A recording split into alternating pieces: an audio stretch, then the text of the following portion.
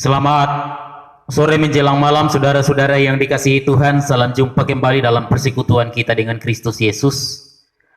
Pada hari ini kita bersama-sama diperjumpakan dalam ibadah persekutuan perempuan, digabung dengan kebaktian rumah tangga.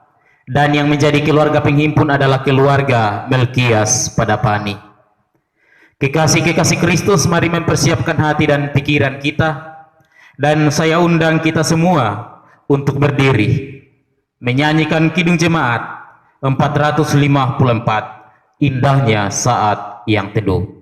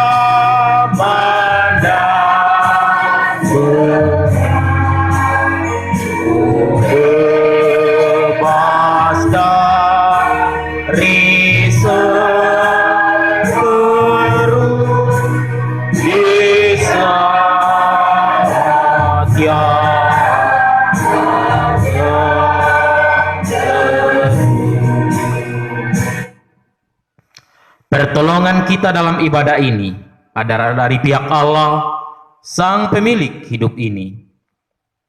Turunlah anugerah salam damai sejahtera dari Allah di dalam Yesus dan Roh Kudus kepada jemaat sekalian. Amin. Silahkan duduk kembali. Kekasih-kekasih Kristus, Allah yang menghimpunkan kita, mempersekutukan kita dalam persekutuan hari ini.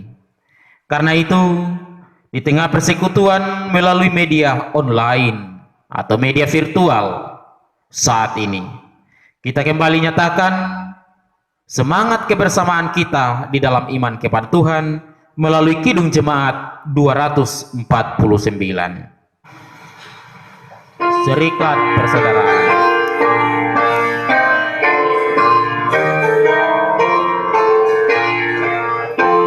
Serikat persaudaraan, berdirilah teguh, sempurnakan persatuan di dalam Tuhanmu. Bersama-sama majulah, dikuatkan iman, berdamai bersejahtera dengan kemasihan. Kita akan bersama membaca dan merenungkan firman Tuhan. Karena itu terlebih dahulu kita satu dalam doa. Mari berdoa. Ya Tuhan Yesus, kami akan membaca dan merenungkan firman-Mu hari ini dalam persekutuan kami, persekutuan perempuan dan kebaktian rumah tangga. Diberkati Pak Melkias sekeluarga sebagai penghimpun, diberkati jemaat-Mu yang beribadah dari rumah masing-masing. Bersabdalah Tuhan Yesus, kami siap merenungkannya. Amin. Mari jemaat, saya mengajak kita membuka kitab Yesaya pasal 55 ayat 10 dan ayat 11 menjadi bacaan dan perenungan kita hari ini. Yesaya 55 ayat 10 dan juga ayatnya yang ke-11. Saya bacakan untuk jemaat, berbunyi sebagai berikut. Sebab seperti hujan dan salju turun dari langit dan tidak kembali lagi ke situ, melainkan mengairi bumi, membuatnya subur menumbuhkan tumbuh-tumbuhan, memberikan benih kepada penabur dan roti kepada orang yang mau makan. Demikianlah firmanku yang keluar dari mulutku.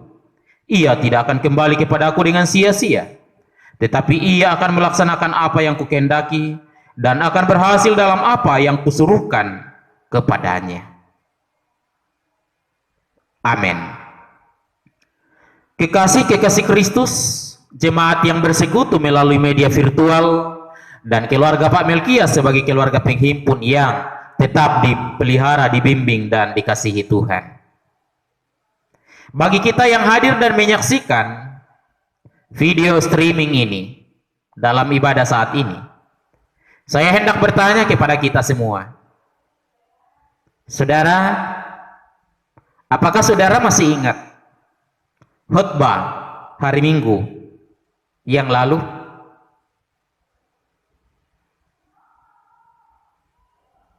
Mungkin ada di antara kita yang mengatakan, sudah lupa Pak Pendeta,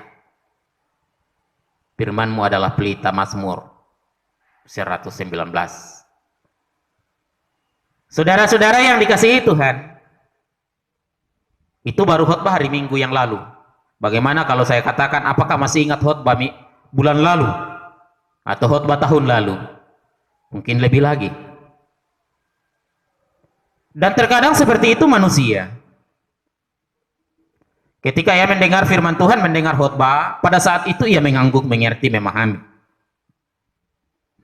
Tetapi sekitar 1-2 jam kemudian, jangankan hitung hari, hitungan jam, 1-2 jam kemudian, terkadang manusia melupakannya. Mengapa demikian, saudara? Karena terkadang firman Tuhan tidak direnungkan dengan baik dalam hati dan sanubari, sehingga ia gampang hilang, gampang raib. Ingat ibadah rumah tangga hari Senin yang lalu? Cara perumpamaan Yesus tentang cara setiap orang menerima firman, dan bagaimana benih itu ditaburkan dalam 4 kelompok. Ada yang ditabur di pinggir jalan, burung datang memakannya, atau iblis mengambil dari hidupnya. Nah, saudara-saudara yang dikasihi oleh Kristus Yesus, jika demikian terkadang melupakannya, saya harus katakan begini, itu berarti sia-sia seseorang meluangkan waktunya.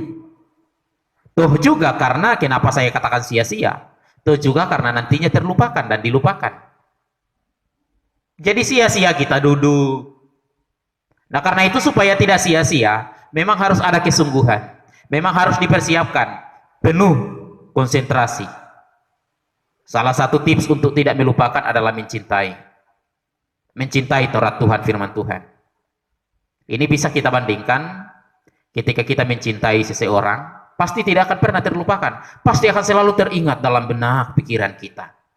Kalau kita mau mencintai sesuatu, pasti akan selalu teringat. Seperti itu juga, kalau tidak ada rasa cinta, rasa sayang bagi firman Tuhan, maka itu akan sangat mudah terlupakan. Atau dalam perumpamaan Tuhan Yesus Matius 13, itu dimakan oleh burung atau diambil oleh iblis dalam kehidupan kita. Dan sesuatu yang sia-sia itu tidak berguna. Sia-sia kita meluangkan waktu, sia-sia kita duduk, kalau pada akhirnya dilupakan kembali. Sesuatu yang sia-sia, sekali lagi, adalah tidak berguna. Bacaan kita hari ini dalam kitab Yesaya pasal 55, bacaan kita mengatakan bahwa firman Tuhan melalui Nabi Yesaya mengatakan bahwa firman yang keluar dari mulut Tuhan tidak akan pernah sia-sia. Tiap firman disampaikan sesuatu dengan maksud dan tujuan Tuhan bagi setiap orang yang mendengarnya. Dan itu akan berdampak dalam kehidupan setiap orang. Firman bisa memberi kekuatan, firman bisa memberi penghiburan bagi yang mendengarnya, firman Tuhan bisa menjadi teguran, firman Tuhan bisa menyatakan kesalahan, Firman Tuhan bisa memimpin, firman Tuhan berfungsi bisa membimbing orang di jalan Tuhan. Kalau kita baca dalam 2 Timotius 3 ayat 16. Itu juga yang dikatakan dalam bacaan kita Yesaya pasal 10. Ibarat hujan salju turun dari langit. Dan tentunya hujan itu tidak akan pernah kembali lagi ke atas. Kecuali air sungai akan meluap, lalu turun lagi hujan, kan begitu. Nah, tidak kembali ke situ, melainkan fungsi air hujan, dia mengairi bumi. Apa yang terjadi? Kita harus lihat dari sisi positifnya dulu. Membuat subur tanaman, menumbuhkan tumbuh-tumbuhan, memberikan benih kepada penabur dan roti kepada orang yang mau makan. Artinya fungsi air hujan mengairi, membuat tumbuhan bisa bertumbuh, ada kehidupan di dalamnya. Saya katakan yang positif, jangan kita yang lihat negatif. Negatif karena saya katakan kita bergumul bersama dengan saudara-saudara kita di Masamba, korban bencana alam, air yang meluap. Dan saya kira ini juga disebabkan oleh ulah manusia sendiri. Nah, saudara yang dikasihi Tuhan, tidak pernah sia-sia. Firman Tuhan datang ibarat salju, air, yang kemudian memberi sesuatu yang indah dalam pertumbuhan bagi yang membutuhkan, termasuk manusia tentunya dan tumbuh-tumbuhan. Ayat 11 dilanjutkan, demikianlah firmanku keluar dari mulutku, tidak kembali kepadaku dengan sia-sia, tidak kembali kepada Allah dengan sia-sia, tetapi ia melaksanakan apa yang kukehendaki dan apa yang berhasil untuk kusuruhkan kepadanya. Atau dalam firman Tuhan, firman Tuhan menyangkut di sini adalah Yesus Kristus. Dan ini tidak lepas dalam konteks umat Israel pada tulisan Nabi Yesaya, di mana Allah menyatakan janji untuk memulihkan kembali umat Israel dalam pembuangan, untuk kembali membangun kehidupan yang indah. Dan janji Tuhan ini iya dan pasti. Janji Tuhan untuk memulihkan firman Tuhan ini tidak sia-sia, karena kemudian umat Israel boleh keluar dari pembuangan. Mereka dibebaskan, terwujud pada tahun 538 Masehi, sebelum Masehi, saat Raja Kores membebaskan orang Israel kembali ke tanah Israel. Artinya janji Tuhan ya dan pasti, walaupun menunggu waktu yang cukup lama. Bapak Ibu Saudara yang dikasihi Tuhan, firman Tuhan ya dan pasti tetap akan terlaksana sesuai dengan waktu dan kehendak Allah. Firman Tuhan tidak pernah sia-sia.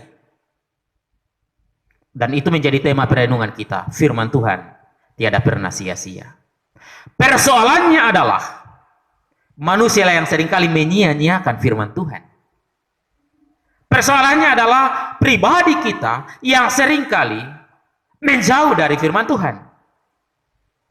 Persoalannya adalah manusia sendirilah yang seringkali tidak menghidupi atau mempraktekkan firman yang sudah direnungkan atau didengarkan, sehingga terkadang iblis mengambilnya dalam kehidupan kita, yang membuat manusia berjalan dalam ranah iblis, bukan berjalan dalam ranah kehendak Tuhan. Karena itu saudara yang dikasihi Tuhan, Nabi Yesaya menubuatkan, menyampaikan firman Tuhan, dan firman Tuhan itu terwujud melalui Raja Kores yang membebaskan umat Israel kembali ke tanah Mesir. Tidak sia-sia firman Tuhan. Artinya apa dalam kehidupan kita? Artinya Ibu Bapak, kalau firman Tuhan itu tidak pernah sia-sia, 2 Timotius tadi ayat 3 dan 16 punya banyak fungsi tujuan, bisa menegur, bisa menyatakan kesalahan, bisa memberi kekuatan, bisa memandu kita kepada jalan kehidupan. Hari Minggu yang lalu, firman-Mu adalah terang dan pelita bagi kakiku pada jalanku. Kalau dia tidak pernah sia-sia, maka seharusnya bagi kita umat-umat Tuhan jangan pernah menyia-nyiakan firman-Nya. Di awal saya katakan terkadang manusia menyia-nyiakan firman Tuhan, penunjuk arah sebagai kompas perjalanan hidup. Terkadang tubuh kita tidak mampu kita nyatakan sebagai tempat pesemaian firman Tuhan, sehingga firman itu bisa bertumbuh, berakar, dan berbuah lebat dalam perjalanan hidup. Terkadang kita tidak menjadikan hidup kita seperti itu. Sekali lagi, jangan pernah menyia-nyiakan firman Tuhan. Bapak Ibu Saudara yang dikasihi Tuhan, Ini menjadi pelajaran berharga bagi kita. Saya kira tidak ada orang yang mau menyia-nyiakan jikalau kesempatan emas ada padanya. Setiap orang pasti akan menggunakan setiap kesempatan emas yang ada padanya. Dan kesempatan emas itu juga ada dalam bagian firman Tuhan yang sering kali kita dengar. Jangan pernah menyia-nyiakan firman Tuhan. Nyatakan itu, lakukan itu. Dan yang paling penting, merenungkannya dalam kehidupan sehari-hari. Renungkan, hayati, dan hidupi. Firman Tuhan akan sia-sia ketika tidak dihidupi atau tidak dipraktekkan. Sia-sia kita meluangkan waktu sekian menit, sekian jam membaca atau mendengarkan khotbah kalau tidak melakukannya. Dan sesuatu yang sia-sia itu berarti tidak berguna, tidak baik. Karena itu mari kita merenungkan lebih jauh firman ini, saudara-saudara. Sehingga firman ini tidak sia-sia. Firman Tuhan kita nyatakan sebagai kekuatan, sebagai sulu, pedoman, dan pelita menjalani hidup ini. Siapa bertelinga, hendaklah ia mendengar, bertumbuh dan berakar, menjadikan hidup ini tempat persemaian firman Tuhan. Amin. Mari merespon firman Tuhan dengan penuh syukur dan sukacita karena Tuhan memberikan kita waktu dan kesempatan kembali merenungkan firman-Nya. Dan siapa yang merenungkannya hendaklah ia melakukan firman Tuhan. Kita merespon firman Tuhan sembari kita menyatakan ungkapan syukur di hadapan Tuhan. Kidung Jemaat 332, kekuatan serta penghiburan diberikan Tuhan padaku. Kita nyanyikan bersama-sama.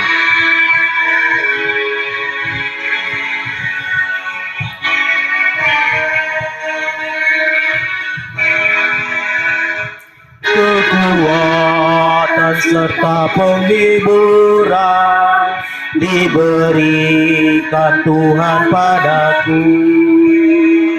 Tiap hari aku dibimbingnya, tiap jam dihibur hatiku, dan sesuai dengan hikmat Tuhan ku diberikan apa yang perlu.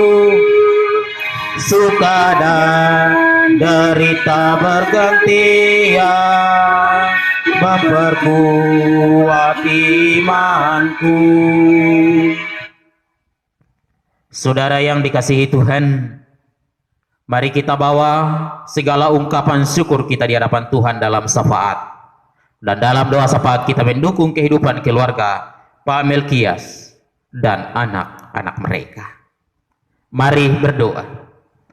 Terima kasih Tuhan, firman-Mu boleh kedengaran. Firman-Mu tidak pernah sia-sia hadir. Tetapi terkadang manusialah yang menyia-nyiakan firman-Mu. Biarlah kami sungguh hidup mencintai firman-Mu. Sungguh hidup merenungkan firman-Mu. Dan sungguh hidup untuk menghidupi, mempraktekkan firman-Mu. Tuhan Yesus, kami berdoa buat Pak Melkias sekeluarga yang menjadi tuan dan nyonya rumah penghimpun dalam ibadah ini, persekutuan perempuan dan kebaktian rumah tangga. Berkati ibu istri Pak Melkias dalam kehidupannya. Tuhan akan menyatakan kasih sayang baginya, sehingga di tengah-tengah kehidupan masa tuanya ia akan tetap bersukacita menjadi istri dan ibu yang berhikmat. Berkati Pak Melkias, tanggung jawabnya suami, ayah, bahkan sebagai seorang anggota majelis di Jemaat Moria. Biarlah semua itu dilaksanakan dengan penuh damai dan penuh sukacita. Di masa-masa pensiunnya Tuhan berkati, sehingga ia menikmati masa pensiunnya dengan penuh kemuliaan di dalam Tuhan. Berkati rencana-rencana hidup terkhusus ketika ia ada dalam proses perbaikan atau pembangunan rumah.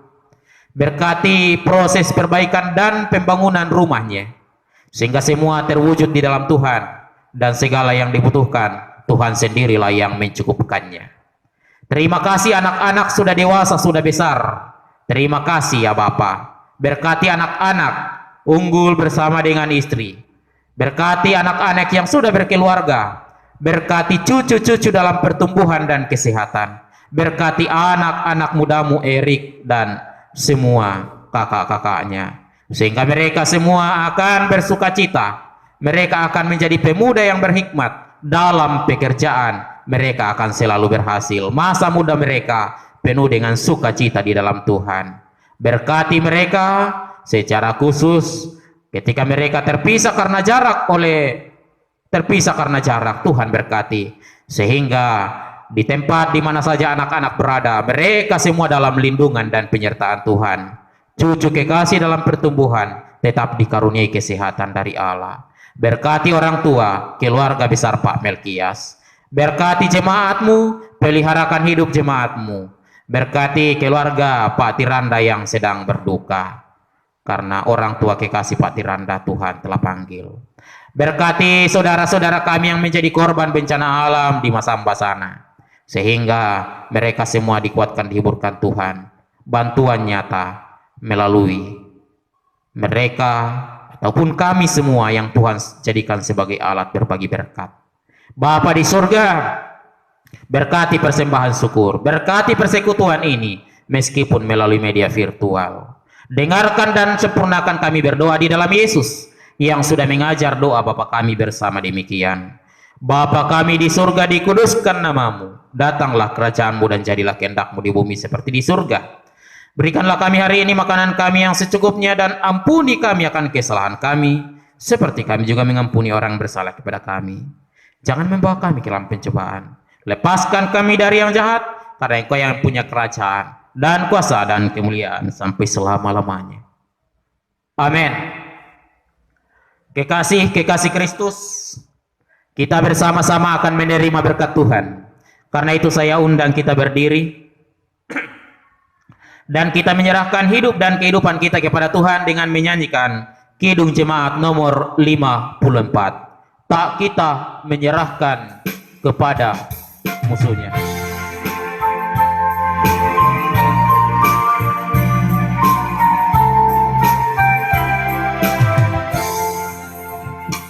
Tak kita menyerahkan kepada musuhnya, pelita yang bersinar di dalam dunia.